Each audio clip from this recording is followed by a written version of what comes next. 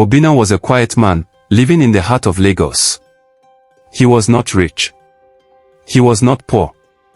Just an average young man trying to survive. The only bright light in his life was Mary, his girlfriend. Mary was beautiful, cheerful, and full of life. She believed in Obinna, even when the world laughed at him. They had dreams, marriage, children, and a simple life filled with love.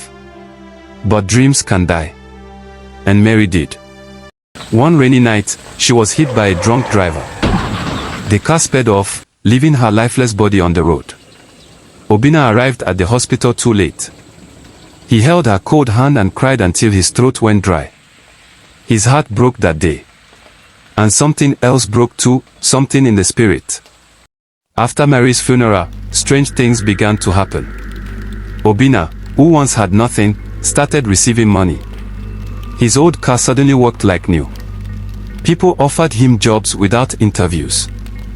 He was invited to events, given free things, and even won lottery tickets he didn't remember buying. Everyone called it luck. But Obinna knew it was her. Mary. He felt her presence every night. Her favorite perfume in the air. The soft brush of her fingers on his back. Her voice whispering in his dreams. "I'll take care of you, my love. I'll never leave you." Obinna didn't understand it at first. But he accepted it. Maybe love was stronger than death. Maybe she was his guardian angel. But love can turn into something else. A year later, Obinna met Odeola. She was smart, confident, and strong. A lawyer who had no time for games. Yet, she fell for Obinna fast. And he, though scared, allowed his heart to love again. He told himself Mary would understand. She would want him to move on. They dated for 5 months, and Obinna proposed. That was the beginning of horror. 1 week after the proposal, Odeola started coughing. At first, it was just a sore throat. Then it became worse. Her skin became pale. Her eyes turned dark. She complained of voices in her sleep. She said she saw a woman in white, standing by the bed at night. "Who is Mary?" she asked one day, shivering. Obinna froze. "How do you know that name?" "She said she loves you. That you belong to her. She said if I marry you, I'll die." 3 days later, Odeola was dead. No doctor could explain the cause. Her heart just stopped. Obinna went mad with grief. That night, Mary came to him again. Not in a dream, but in full form.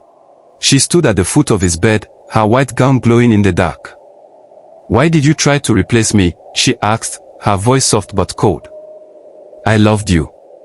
"I still do," Obinna whispered. "Then why did you try to leave?" Her eyes turned red. "I gave you money. I gave you success. I gave you power. I made you a king.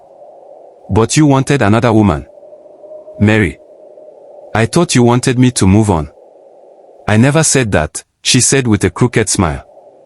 "You're mine. Forever." Obinna begged for mercy. He cried like a child. But Mary only faded into the wall. From that day, every woman Obinna spoke to died. One by one. Some got sick. Some had accidents. Some just dropped dead. Obinna became a ghost himself. Alive but not living. Surrounded by riches, but completely alone. People began to talk. They called him cursed. His name was in blogs and gossip pages. The man whose fiancés die. No one dared love him. No one dared shake his hand. Obinna tried to end it all. He swallowed pills. He drank poison. He jumped off a bridge. But each time, he woke up. Alive. Mary wouldn't let him die. "You said forever," she whispered each time. "So forever it shall be." One night, broken and desperate, Obinna found himself in a church. It was small, quiet. A pastor was praying at the altar. "I'm not here to pray," Obinna said. "I just want peace." The pastor looked into his eyes. You're carrying death with you, he said. Something that loved you too much and stayed too long. Obinna fell to his knees and told him everything. The pastor took him into a small room. For 7 days, they fasted and prayed. On the last day, Obinna screamed as if fire burned in his bones. "Mary, let me go," he cried. Suddenly, the candles in the room went out. Then, a soft voice echoed. "So you're choosing a life without me? Please," Obinna sobbed. "I love you.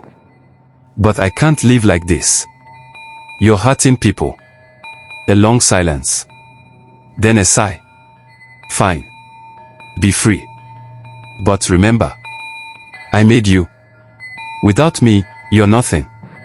And just like that, she was gone. Obinna collapsed. The pastor held him. "It's done," he said. "She's gone." When Obinna stepped out of the church, the world felt lighter. The riches disappeared. His cars vanished. His bank account emptied. Even his house was locked by the bank. But he was free. Truly free. Today, Obinna lives in a quiet neighborhood in Ibadan. He teaches in a small school. He doesn't have much. But he has peace. Sometimes, he visits Mary's grave. He brings flowers. He prays. "I loved you," he says. "But I had to let go." And the wind always answers. "I know."